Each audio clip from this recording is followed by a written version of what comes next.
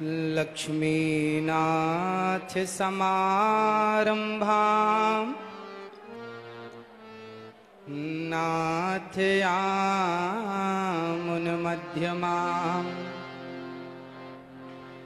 अस्मदाचार्यपर्यन्ताम्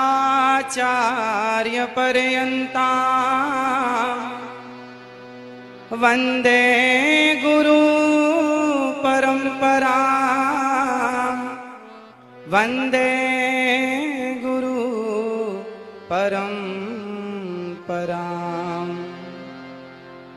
जय जय श्री राधा रमण, जय जय नवल किशोर, जय गोपी चित चोर प्रभु, जय जय माखन चोर, जय जय माखन चोर। राधा मेरी मात है, पिता मेरे घनश्याम, इन दोनों के चरणों में मेरा कोटि कोटि प्रणाम, मेरा कोटि कोटि प्रणाम। आग लगी आकाश में बरस रहे अंगार, संत न होते जगत में तो जल जाता संसार, तो जल जाता संसार। बोलिए श्री बागेश्वर वाला जी सरकार की जय, संत समाज की जय। स्वामी जी के द्वारा सुंदर कार्यों की हिंदू राष्ट्र की भारत माता की जय। जय श्री राधे, जय जय श्री राधे। उपस्थित सभी भक्तजनों को जय श्रीमन नारायण, जय श्री कृष्णा। सभी माताओं बहनों बेटियों को, पिता तुल्य बुजुर्गों को, सबको जय श्रीमन नारायण। पूज्य मलुक पीठ वाले महाराज जी, जिनके चरणों की धूल ये दास बनने की कोशिश कर रहा है, ऐसे पूज्य स्वामी जी भगवत तुल्य पूज्य स्वामी जी के श्री चरणों में और पूज्य संत श्री आप सभी विद्वानों के, गुरुजनों के और संतों। हम हिंदू, सनातन धर्म क्या है, सनातन संस्कृति किसे कहते हैं, आज समझने की बात है। जब हमसे कोई पूछता है कि आप कितने भाई हैं, तो हम कहते हैं हम 2 भाई हैं, हम 3 भाई हैं, हम 4 भाई हैं, हम 5 भाई, या हम सिंगल हैं। हम ऐसा परिचय देते हैं। यदि आप कितने लोग चाहते हैं कि हिंदू राष्ट्र बनना जरूरी है, चाहते हैं, तो आज से अपना परिचय बदलिए। और कोई आपसे पूछे आप कितने भाई हैं, तो ये मत कहो कि हम 1 2 3 4 5 भाई हैं, ये कहो हम टोटल 4 भाई हैं। और 4 कौन कौन? ब्राह्मण, क्षत्रिय, वैश्य और शूद्र। हम चारों जब संगठित होंगे तब हिंदू राष्ट्र बन सकेगा। यदि हम संगठित नहीं हुए तो केवल सपने सपने ही रह जाएंगे। इसलिए आज से हम कितने भाई हैं? कौन कौन? ब्राह्मण, क्षत्रिय, वैश्य, शूद्र, ये चारों मिलकर जहां सुमति तहां संपत्ति नाना, जहां कुमति तहां विपत्ति निदाना। जहां संगठन होता है ना, वहीं विजय होती है। जहां एकता है वहां सब कुछ है। संसार की हर खुशी वहां है जहां एकता है। यदि हम बिखर गए, मुगलों ने, अंग्रेजों ने क्या किया? हम हिंदुओं को, हम सनातनियों को लड़ाया, आपस में लड़ाया। फूट डालो शासन करो किसका नारा था? तो आपस में लड़ाया उन्होंने, हम लड़ते चले गए और लड़ने का परिणाम यह हुआ कि हमारे देश के टुकड़े टुकड़े हो गए। केवल लड़ाई का परिणाम है ये। यदि हम संगठित रहते तो क्या मजाल किसी की कि हमारी तरफ कोई आंख उठाकर देख लेता। हमारे सनातन धर्म में चाहे ब्राह्मण हो, क्षत्रिय हो, वैश्य हो, शूद्र हो, आप बताइए, आज जिस छुआछूत ऊंच नीच की बात की जाती है, बताइए क्या हमारे सनातन धर्म में, क्या हमारे हिंदू धर्म में, क्या हमारे वेद पुराणों ऋषि मुनियों के द्वारा क्या छुआछूत की भावना कभी थी? यदि छुआछूत होता तो भगवान राम निषाद राज्य को गले ना लगाते। यदि छुआछूत होता तो भगवान राम माता शबरी के बेर ना खाते। इसका मतलब है भगवान और भक्त हमारे यहाँ तो संत रैदास जी हुए हैं, जिनके चरणों को लोगों ने प्रणाम किया है, धो धो करके पिया है, जिनका आज भी ये मुहावरा, ये वाक्य आज भी प्रचलित है कि मन चंगा तो कठौती में गंगा। ऐसे महापुरुषों को हमने अपने हृदय में बिठाकर उनको पूजा है। यदि हमारे यहाँ जातवाद होता, ऊंच नीच होती, तो हम कभी भी ऐसे लोगों को इस रूप में स्वीकार ना करते। इसका मतलब हमारे देश में जातवाद था ही नहीं। ये जातवाद का जहर घोलकर सिर्फ सनातनियों को आपस में लड़ाने का षड्यंत्र किया गया, और जिस षड्यंत्र की चपेट में हम सभी भारतीय आ गए, हमको लड़ाया गया, हमें गलत पढ़ाया गया। जैसे समझिएगा क्या क्या गलत पढ़ाया गया। हम लोगों को पढ़ाया गया कि हम जब पढ़ते थे ना तो हमें पढ़ाया जाता था गा गणेश का, गा से गणेश। आज पढ़ाया जाता है गा से गधा। जब गा से गधा पढ़ेंगे तो गधा ही होंगे, फिर गणेश वाली बुद्धि कहां से लाओगे? इसलिए अब एक वाक्य देखिए इतिहास से। लोग कहते हैं कि हिंदू धर्म में सती प्रथा थी, राजा राम मोहन राय जी ने इसे बंद किया। ये जो जानकारी है ना, ये अधूरी जानकारी है। हमारे देश में, हमारे वेदों में, पुराणों में, ऋषि मुनियों के द्वारा हमारी संस्कृति में कभी भी सती प्रथा नहीं थी। यदि थी तो वह किस रूप में थी, वो समझने की जरूरत है। हमारे यहाँ ऐसा नहीं था कि पति मर गया तो उसे जबरदस्ती चिता में डाल दिया जाए, ऐसा नहीं था। ऐसा था कि पांडु जी की मृत्यु हुई तो माता माद्री उनके इच्छा से कि मैं अब जाऊंगी, और अपनी स्वेच्छा से उन्होंने सती होना स्वीकार किया। जबकि माता कुंती ने कहा कि ये 5 बच्चे हैं, माद्री माँ ने कहा कि आप इनका ख्याल रखो। तो माता कुंती अपनी इच्छा से रह गई और माता माद्री अपनी इच्छा से चली गई। यदि हमारे देश में सती प्रथा थी तो दशरथ जी के चले जाने पर माता कौशल्या सती क्यों नहीं हो गई?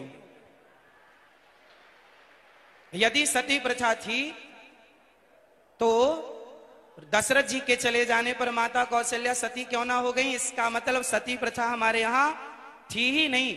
हाँ, वो सती प्रथा थी कि जैसे मेघनाथ के मर जाने पर, उनकी मृत्यु हो जाने पर उनकी पत्नी ने अपनी स्वेच्छा, अपनी इच्छा से उस सतीत्व को स्वीकार कर लिया, अग्नि में प्रवेश कर गई अपने बल से। जबरदस्ती उठाकर डालना ये परंपरा हमारी कभी थी ही नहीं। हम हिंदू कैसे हैं? आज इस धरती पर जितने भी मजहब, जितने भी पंथ हैं, आप सबसे मिलकर देखिए हिंदू कौन है। हिंदू एक विचारधारा है, हिंदू एक सोच है। अहिंसा ही परमो धर्मः, जहां अहिंसा की बात होती हो वो हिंदू हैं। जो पूरी दुनिया में घूमकर देखिएगा, कोई धर्म के नाम पर जीव हत्या कर रहा है, बकरे काट रहा है, कोई धर्म के नाम पर सुअर काट रहा है, कोई कुछ खा रहा है, कोई कुछ खा रहा है। पर हमारे सनातन धर्म में बकरा बकरी खाने से त्योहार नहीं होता। हमारे यहाँ तो 56 भोग लगते हैं ठाकुर जी को। ये संस्कृति हमारी है। हम अहिंसा ही परमो धर्म बात मानते हैं। अहिंसा हमारे यहाँ चींटी को भी दाना डाला जाता है, कुत्ते को रोटी और गाय को प्रथम रोटी और कुत्ते को अंतिम रोटी डाली जाती है। जहां कुत्ते का भी आदर हो, जहां गाय का भी आदर हो, जहां पीपल का भी आदर हो, जहां नदियों और समुद्र का भी आदर हो, जहां पत्थरों की पूजा हो, वही तो सनातन है। जहां माँ को भगवान माना जाए, पिता को भगवान, मातृ देवो भव, पितृ देवो भव, अतिथि देवो भव, और ऐसे आचार्य देवो भव। जहां ऋषि मुनियों को आचार्य मानकर उनको प्रणाम किया जाए भगवान की दृष्टि से। ये संस्कृति अपने आप को सबसे छोटा और हमारे पूज्यों को सबसे बड़ा मानने वाली संस्कृति ही सनातन संस्कृति है। और गर्व से कहो आप लोग कि हम हिंदू हैं। ये धरा ये जिस पर घूम रही, हम उसी केंद्र के बिंदु हैं। गर्व से कहो, गर्व से कहो। तो आज से जात पात ऊंच नीच कौन कौन मिटाएगा? और आपस में गले लगकर रहिएगा। चाहे ब्राह्मण, क्षत्रिय, वैश्य, शूद्र, हमारे लड़ने झगड़ने का फायदा उन लोगों ने उठाया, गांव गांव आज हमारे हिंदू क्रिश्चियन होते चले गए। कारण जानते हैं? कारण ये है कि हमें लगा हमारे बगल वाले घर वाला चला गया, हमें क्या फर्क पड़ता है।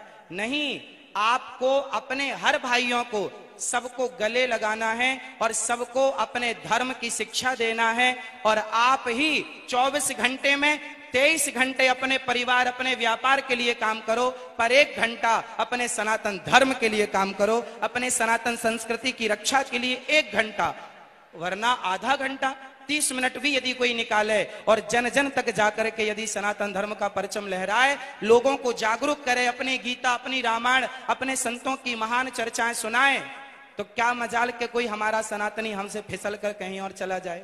यदि बट गए तो घट गए, और बट गए तो घट गए, और घट गए तो मिट गए। यदि मिटने से बचना है तो संगठन जरूरी है, संगठित संगठन होना जरूरी है। और संगठन तब संभव है जब हम ये भूल जाएंगे कि हम ब्राह्मण हैं।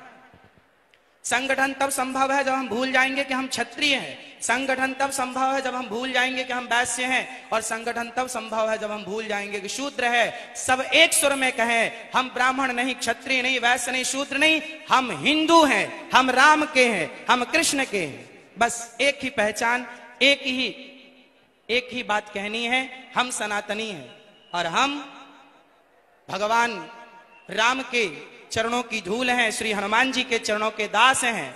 तो आप और हम मिलकर स्वामी जी के साथ पीछे पीछे चलें, स्वामी जी का सपना साकार करने में। जैसे हमारे देश के प्रधानमंत्री जी ने जब झाड़ू उठाई तो घर घर के लोगों ने झाड़ू उठाकर देश को स्वच्छ किया।